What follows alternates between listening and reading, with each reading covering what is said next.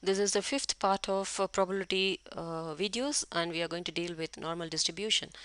Normal distribution is a really interesting distribution. As I said, this is done out of continuous random variable. So this is a continuous distribution, and we have something called standard normal distribution. We'll start with this, and then we'll talk about what is general normal distribution. Standard normal distribution has mean 0 and variance equal to 1, and this when the normal distribution has a mean 0 and variance 1, we call that as standard normal distribution, and the notation given is z, unlike as we used x for the other distributions. So the notation used is z follows normal 0 1, and the function is, the distribution is a function because it's continuous random variable, and you are not supposed to use x, you should use a small z here, which would be 1 over square root of 2 pi e to the power of minus z square over 2, and this is inside the bracket where the values of z goes from minus infinity to infinity, all real numbers. And the shape of the normal distribution curve would be something like this, and this is called bell-shaped curve, and this is where the mu is, that is the mean is. At 0 it has its maximum value. The area under the curve from minus infinity to infinity gives you the value of 1 because it is the total probability. The area under the curve gives you 1 because it's the total probability, and the function itself is a probability density function. So if you want to find the probability of, say, x, or don't use x for normal, standard normal, z less than a or less than or equal to a, we have considered this, then this would be like minus infinity to a f of x dx. We have done this in the part where we discussed about continuous random variables. In this case, the curve or the area would be, if this is a, this would be the probability which we have, no, not equal to 1, the probability would be equal to z, for probability for of z less than a would be minus infinity to a f of x dx, and this would be the shaded part which describes the probability of z less than a. For probabilities of this form, as I told you before in another video, it is doesn't matter whether you use the equal to sign or not. It's from a to b f of x dx, and the graph would look like, if it is from a to b, so this would be the area under the curve in this part, which would give you the probability of z between a and b. So as you could see that the area under the curve actually gives you the probability of the normal distribution at any point a or b. This is the statistical table for area under the standard normal curve, and if you can see this, there are values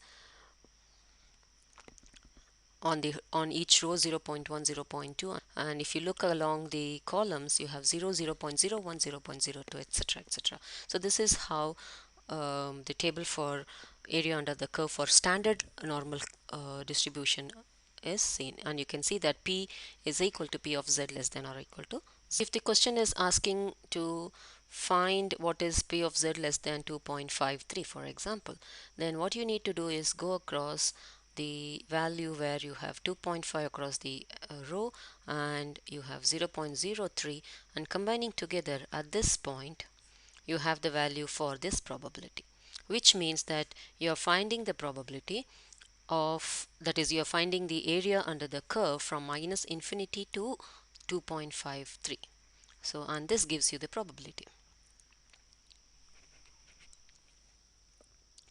And this curve is symmetrical about the mean mu, which is 0 in this case. So there are certain properties due to the symmetry.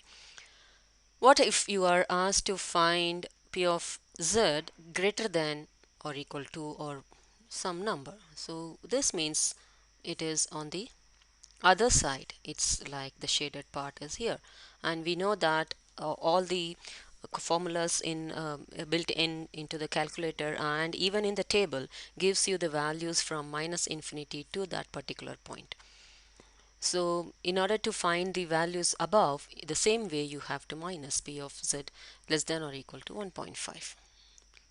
Okay, so when you are using your either using your table or your calculator, you need to find 1 minus p of x less than or z less than or equal to 1.5.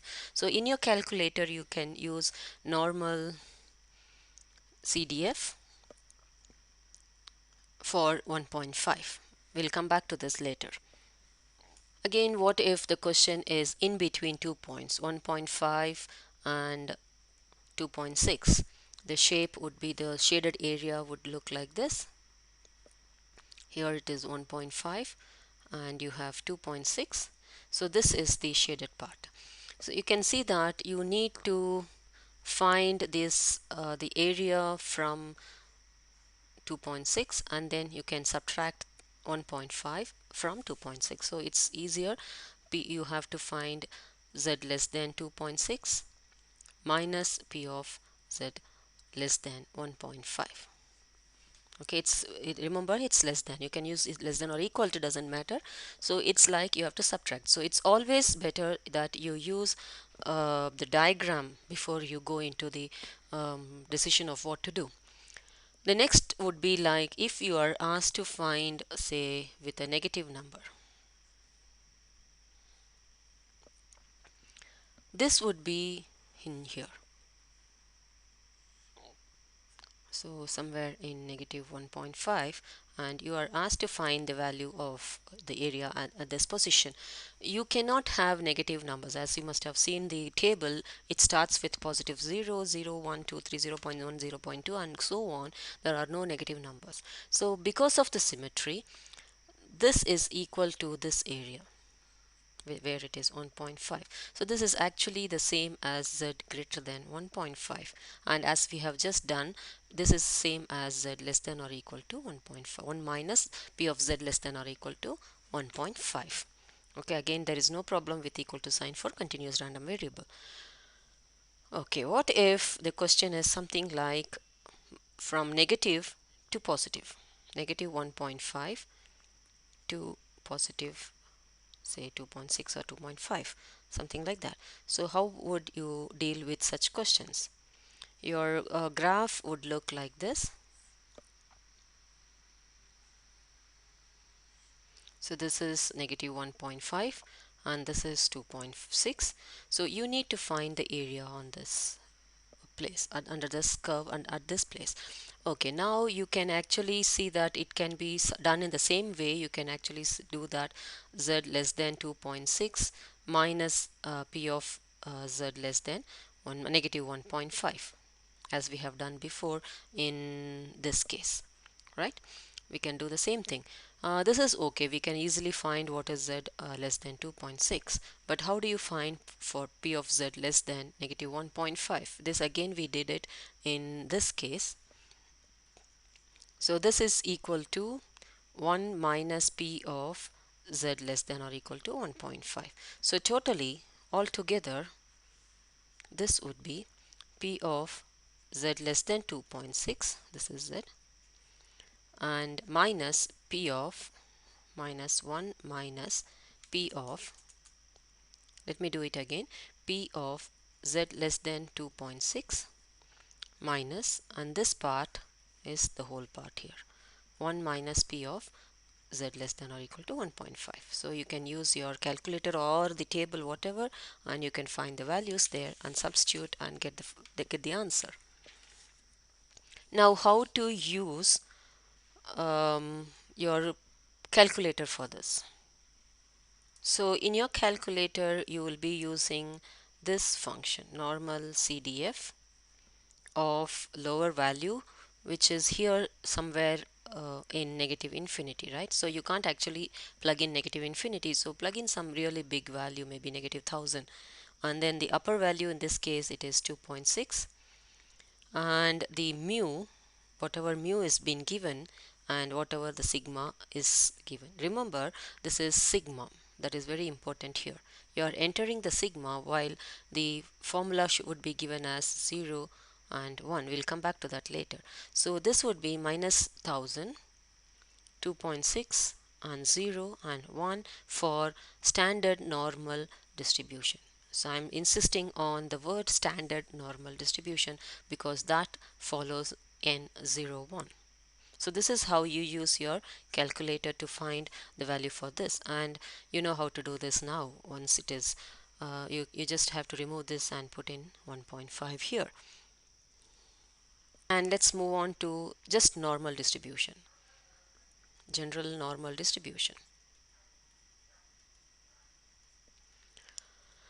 So in this case, we use the random variable notation as usual with x.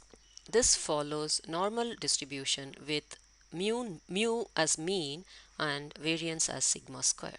So this is the notation we use for normal distribution. While for standard normal distribution, it was z with 0 as mu and 1 as variance. Okay, this is the difference between these two. You can actually change your normal distribution x to z. If you make z as equal to x minus mu over sigma, then this x has been now changed to standard normal. That is, normal distribution has been changed to standard normal distribution. If you use the transformation or substitution like this in your questions, we'll do that soon, don't worry about it. And the function for the random variable, the normal distribution, would be given as sigma square root of 2 pi, where sigma is the standard deviation, e to the power of negative half x minus mu over sigma the whole square. Don't worry, you are not going to use this in anywhere. You're going to use your calculator or the table of values directly. The x values are continuous between negative infinity and infinity, and the expected value of x is mu, and standard deviation of x is sigma.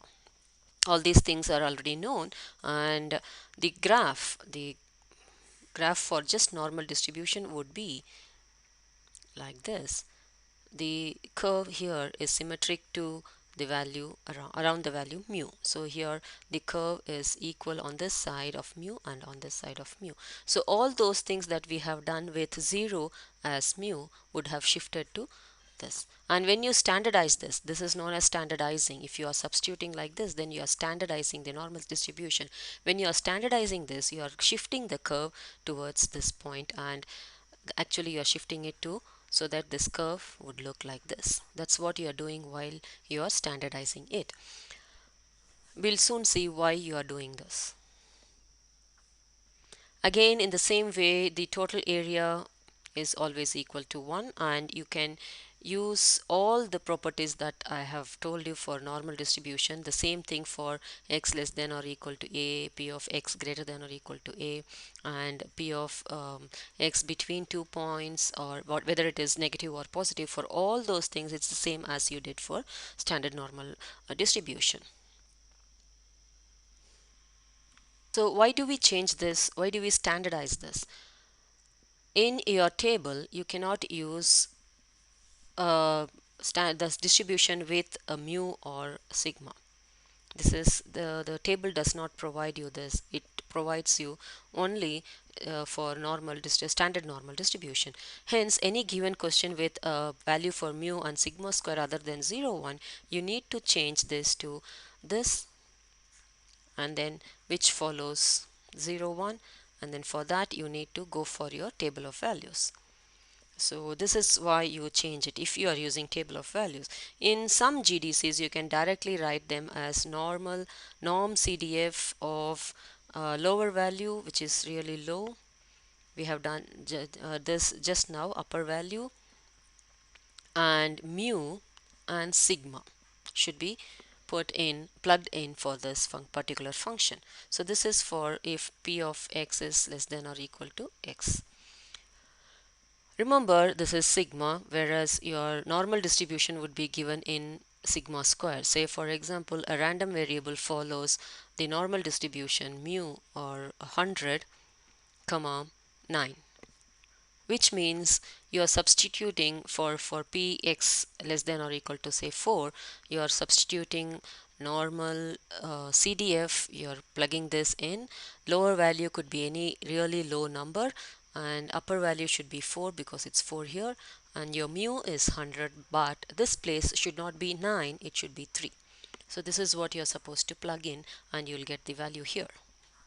Conversion to standard normal is more useful when you are using inverse normal functions, something called inverse normal distribution, normal function, which is you are finding the value of x when the value of probability is given. This is given and this is not given. So in these cases you are using inverse normal functions. So the function in your calculator would look like this: inverse norm of the area. The area I mean by this value k, because the probability is actually the area, and the mu and sigma. If you plug this in, you will get the value of x for which the area is going to be equal to this value of k given. Okay, for example, if you have p of z less than a is equal to 0.5476, then what you need to see here is it's z, therefore it's normal, standard normal distribution. So it's inverse norm area, which is 0.5476, and usually we close this the bracket here if because it's not that just standard normal distribution, but in some cases you should be using 0 1 here. Okay, in this case you will be getting the answer for which is actually the value of a. Here's a typical question for you. If x follows the normal distribution with mean 100 and variance 25, find the value of k such that p of k less than or equal to p of x less than or equal to k is equal to 0.90. So if you use inverse norm of 0.90 and the mean and the sigma, not the variance, the sigma, then you will get an option of, you can directly substitute this in your calculator if you have this option. There are some calculators which cannot give you this inverse norm for other normal distributions other than no standard normal distribution. So you will not have this option in some of the calculators, in which case you need to convert this to x minus mu over sigma, and here it is x minus 100 over 5. So now if the question would change to z less than or equal to k minus 100 over 5 equals 0.90. If you plug this in as inverse norm of just 0.90 with a 0 and 1 here, this is inbuilt in some calculators where you cannot change. So in this case you have to change this part. So which would give you k minus 100 over 5 equal to this would give you the answer of 1.2816. So that is actually equal to the value of k minus 100 over 5. And if you solve this, you can get k to be equal to 106.408. So you can notice that here in this case where you cannot use the inverse norm, also in your table you cannot use inverse norm for any other normal distribution other than the standard normal. So when you are using the table or using a calculator which does not have this option, then you need to change this, you need to standardize the random variable to z and then do this in this way. In both the cases you are getting the same answer. The most important use of standardizing the normal variable would be when you do not know the values of mu or sigma. Where you are asked to find the values of mu or sigma, either one of them is given, you have to find the other one. Let's do an example of this type. The example here is the weight of a group of men is normally distributed with mean 69.5 kg. 13% of the men weigh at least 72.1 kg. Find the standard deviation. So here you know that the mu mean is given to be 69.5, and you don't know what is sigma. And you know that P of x at least, so it's greater than or equal to 72.1, is given to be 13%, which is 0.13. Now you cannot do this using your um, calculator, because in calculator, even if you are using the calculator where you can use any other normal distribution, you cannot use this, like you cannot use some number of 72.1 comma, you can use the sigma mu, but you cannot use a sigma here, unknown number. So you cannot use your calculator for this directly. So this conversion is very, very important in this case, which is x minus 69.5 over sigma. Now the x here is 72.1. Therefore, P of z greater than or equal to 72.1 minus 69.5 divided by sigma is equal to 0.13. When you plug this in, that is, when you plug this into the inverse norm for standard normal distribution 72.101, then you will get the answer to be 72.1 minus 69.5 over sigma. This answer would be equal to 1.1264. So this is actually equal to 1.1264, and now you can find what the sigma is, would be equal to 2.3084 or 83. Okay, so this is where it is very much necessary that you need to standardize the given question. You need to change this to standard normal distribution. There is no other way. It could be in such cases where sigma is given and mu is unknown, so you can still use the same method, and you can find mu in the when by substituting sigma would be given, mu is asked, or mu is given and sigma is asked. So either one of them is given, the other one is in the question, then you have to have this standard normal distribution there in the place of inverse norm. Okay, hope it is clear, and we are at the end of this probability, and please do as many problems as possible so that you get ready for your exams. All the best.